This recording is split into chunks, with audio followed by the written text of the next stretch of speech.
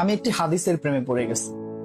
হাদিসটা হচ্ছে ঠিক এমন যে যখন বান্দা একটি ঘরে কান্না শুরু করে এবং তখন আল্লাহর ফেরেশতারা বলে যে আল্লাহ তোমার এই বান্দাটা কি জন্য কষ্ট পাচ্ছে, এবং ফেরেশতারা আল্লাহর কাছে কান্নাকাটি করে বলে যে তার মনের ব্যথাকে তুমি আল্লাহ কমিয়ে দাও। তখন আল্লাহ তাআলা বলেন যে আমার বান্দা এমন কোনো কিছুর মায়া পড়েছিল বা ভালোবেসেছিল যা আমার চাইতে সে বেশি ওই জিনিসটার প্রতি ভালোবেসে ফেলেছিল।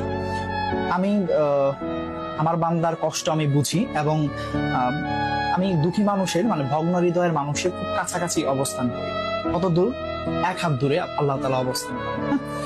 এবং আরেকটা কথা হচ্ছে ফেরেশতারা তখন বলতে থাকে আল্লাহ তুমি চাইলেই কি সেই বান্দার সেই অভাবগুলো তুমি পূরণ করতে পারো না? তখন আল্লাহ তাআলা বলেন যে আমি ওয়াদা করতেছি আমার বান্দা যে জিনিসটা তার জীবন থেকে হারিয়েছে তার চাইতে অধিক উত্তম জিনিস আমি তাকে দিব, যা দেখে পৃথিবীর মানুষ বিস্মিত হবে।